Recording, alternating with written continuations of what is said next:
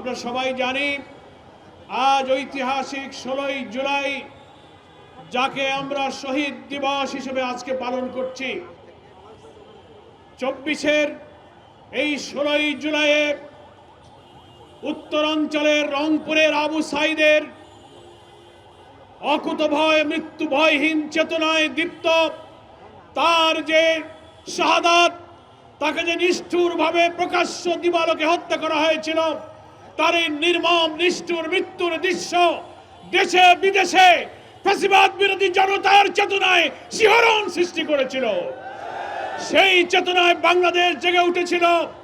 এই 16ই জুলাইতে আরো শহীদ হয়েছিল চট্টগ্রামের ওয়াসিম, ঢাকা রাজধানী সায়েন্স ল্যাবে ফয়সাল ফারুক, সবুজ, শাহজাহান, অনেক মিলিয়ে মোট 6 দিন 6 জন এই 16ই জুলাইতে সেদিন শাহাদাত বরণ করেছিল। সারা দেশ অগ্নিগর্ভ হয়ে উঠেছিল। গুলি, নির্মমভাবে আহত, হত্যাকাণ্ডের ঘটনা একের পর এক আগে পরে ঘটেই চলেছিল। আজকে আমরা সেই দিনের স্মরণে 11 দলীয় ঐক্যের পক্ষ থেকে আমরা শহীদ দিবস পালন করছি। সংগ্রামী দেশবাসী, আমাদের কর্মসূচি জাতীয় শহীদ মিনার চত্বরে বিকাল 5টায় ঘোষণা করা হয়েছিল।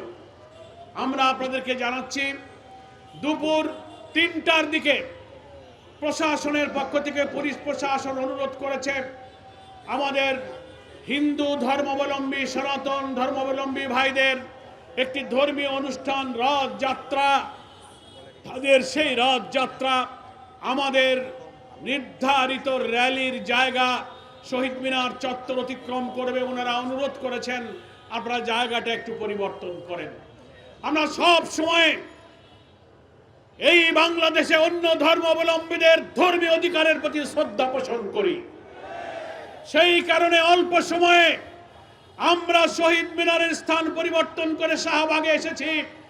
এই অল্প 1 ঘন্টার মধ্যে যারা শহীদ মিনারের জন্য আসবেন দাওয়াত পেয়েছিলেন, সবার কাছে খবর ফেরত দেওয়া সম্ভব হয় নাই। এখানে অনেকে হয়তো পৌঁছাতেও দেরি করেছেন, পথে আছেন, আসতে পারেননি।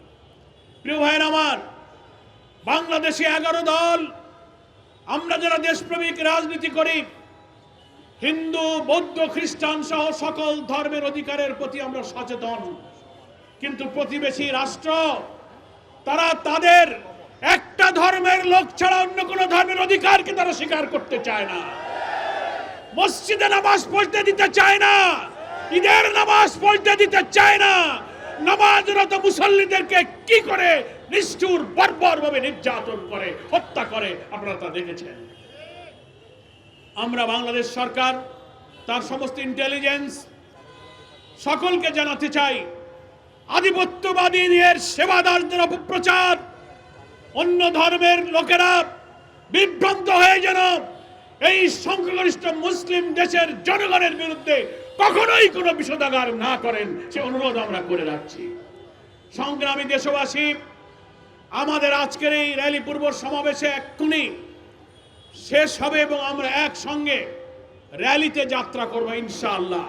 আমি সবার কাছে অনুরোধ জানাবো, যে যেখানে দাঁড়িয়ে কথা শুনছেন সবাই শৃঙ্খলার সাথে এই বক্তব্যের পরেই সবাইকে আমাদের সঙ্গে র্যালিতে যেতে রাজি আছেন? তাহলে একটা বার্তা আমরা সরকারকে দিতে চাই। আমাদের অনেক বক্তা বলেছেন, জাতিসংঘ মানবাধিকার কমিশনের রিপোর্ট অনুযায়ী এই জুলাই অভ্যুত্থানের শহীদের সংখ্যা হয়েছে 1400।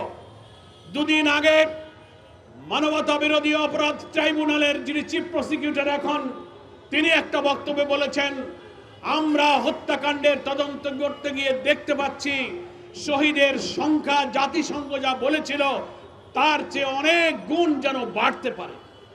এই যে তথ্য আপনারা দিয়েছেন, আমরা সরকারকে এবং তদন্তকারী সংস্থাকে দাবি করব, এই সংখ্যা বাড়ার সম্ভাবনা আমরাও জানি।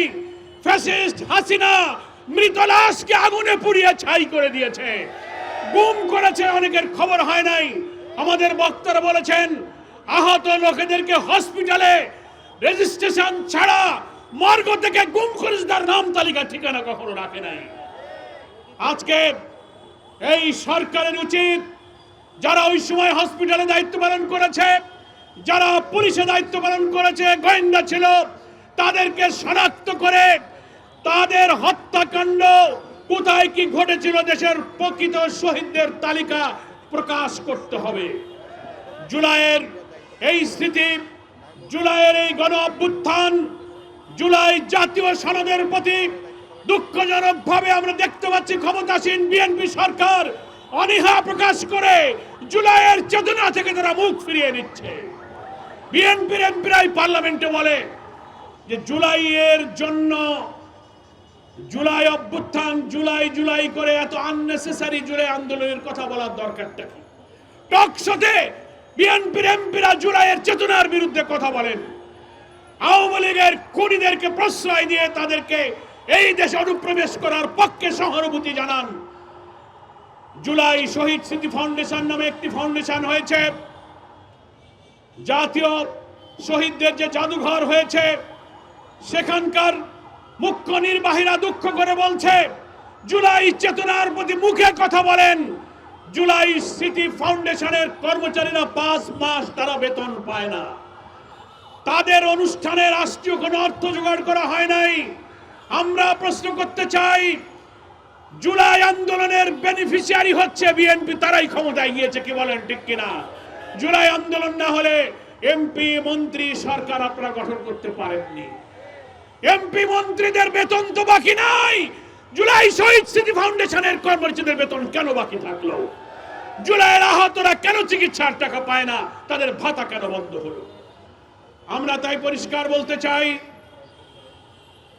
এই শহীদ দিবসে সরকার যদি জুলাইয়ের চেতনার কথা সত্যি অন্তর দিয়ে বিশ্বাস করে থাকেন, তাহলে জুলাইয়ের চেতনার ভিত্তিতে যে জুলাই সনদ, তার ভিত্তিতে যে গণভোট হয়েছে, 70% মানুষ গণরায় দিয়ে জুলাই সনদের 84টি ঐক্যমতের সংস্কার প্রস্তাবকে হ্যাঁ বলেছে, সেই রায়কে কার্যকর করুন।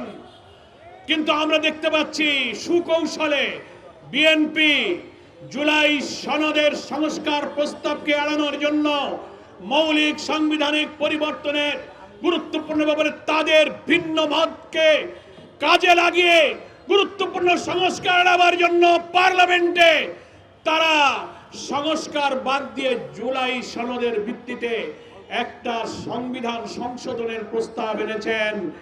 বিরোধী দলের সকল এমপি, বিরোধী দলীয় নেতা ডক্টর শফিকুর রহমান জাতীয় সংসদের সংস্কার বাদ দিয়ে সংশোধনের নামে জুলাইয়ের চেতনা এড়িয়ে যাবার এই প্রস্তাবকে প্রত্যাখ্যান করেছেন। পার্লামেন্টে 11 দলের এমপিরা এর বিরুদ্ধে বক্তব্য রেখেছেন এবং তারা ওয়াকআউট করেছেন। পরিষ্কার, আজকে শহীদ দিবসে শহীদের রক্তস্নাত জুলাই আন্দোলনের 2য় বার্ষিকীতে আমরা বলতে চাই, জুলাইয়ের চেতনা থেকে সরে গিয়ে এই জুলাই সনদের ভিত্তিতে অনুষ্ঠিত গণভোট যেটা হয়েছিল, রাষ্ট্রপতির আদেশ, সংবিধান সংস্কার পরিষদ গঠন করে অধিবেশন ডেকে সেখানে শপথ নিয়ে আপনারা এই সংস্কার কার্যক্রম সম্পন্ন করবেন। পার্লামেন্টে স্বরাষ্ট্রমন্ত্রী বলছেন এই সংস্কার পরিষদ সংবিধানে নাই, শপথ সংবিধানে নাই, গণভোট সংবিধানে নাই। আপনার লজ্জা করা উচিত।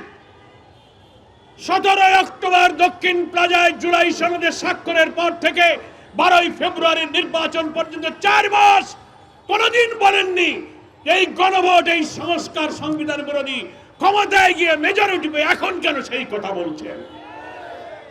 এই প্রশ্নের জবাবে তিনি পার্লামেন্টে বলেছেন, আমরা এতদিন মুখ বুঝেছিলাম এই জন্য বলিনি, যা বলেছেন মেনে নিয়েছি, যদি ইলেকশন না হয়।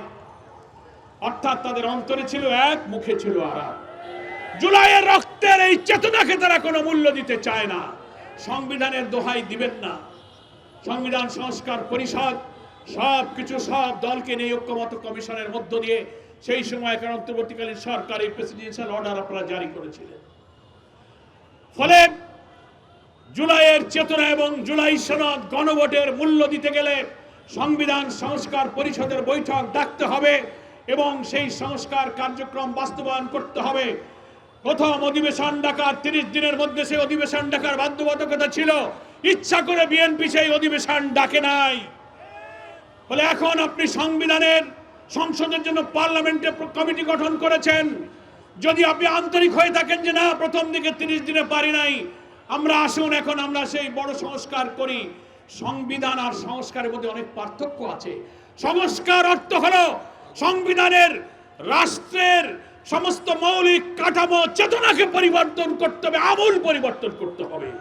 সংশোধন মানে ছিটে ফোটা দুই একটা ভাষা বাক্য বদলাবেন আপনাদের বিএনপির ইচ্ছা মতো, যাতে আওয়ামী লীগ ফ্যাসিবাদী ভাবে যে রাষ্ট্র পরিচালনা করে দলীয়করণ, লুটপাট, দুর্নীতি, খুন করেছে, আবার সেই ফ্যাসিবাদী রাষ্ট্র আপনারা চালু করতে যাচ্ছেন। সেজন্যই জুলাই সনদ মানতে চান না। তাই আজকের সমাবেশ থেকে জুলাই সনদের ভিত্তিতে অনুষ্ঠিত গণভোটের রায় কার্যকরের দাবি জানিয়ে শহীদদের সকলের পরিবারের প্রতি যে রাষ্ট্রীয় কর্তব্য, ক্ষতিপূরণ, সাহায্য, আহতদের চিকিৎসা এবং জুলাই শহীদ স্মৃতি ফাউন্ডেশনের প্রতি রাষ্ট্রের যে কর্তব্য সেটা পালন করুন। জুলাই জাদুঘর এই জুলাই অভ্যুত্থানের মাসব্যাপী কর্মসূচিতে কেন খুলে দিলেন না? যেদিন শেষ হয়ে যাবে 5ই আগস্ট সেই দিন আপনি খুলে দেবেন। জুলাইয়ের আন্দোলনের চেতনার সাথে এই জাদুঘরে গিয়ে মানুষ ফ্যাসিবাদের চরিত্র, নির্মমতা, বর্বরতার দৃশ্য দেখতে পেত। তার থেকে আপনি জনগণকে বঞ্চিত করেছেন। এগুলো প্রমাণ করে জুলাই চেতনা থেকে এই বিএনপি সরকার মুখ ফিরিয়ে নিচ্ছে। সকলকে ধন্যবাদ জানিয়ে আজকের এই 11 দলীয় ঐক্যের সভায় যারা যোগদান করেছেন, আইন শৃঙ্খলার দায়িত্বে যারা এই মিটিংয়ে সহযোগিতা করেছেন, সাংবাদিক বন্ধুদের ধন্যবাদ জানিয়ে সকলকে সুশৃঙ্খলভাবে 11 দলের নেতৃবৃন্দের নেতৃত্বে এই র্যালিতে যোগদানের আহ্বান জানিয়ে আজকের র্যালি পূর্ব সমাবেশ এখানেই সমাপ্ত করছি। আল্লাহ হাফেজ। বাংলাদেশ জিন্দাবাদ। 11 দলীয় ঐক্য জিন্দাবাদ। আসসালামু আলাইকুম।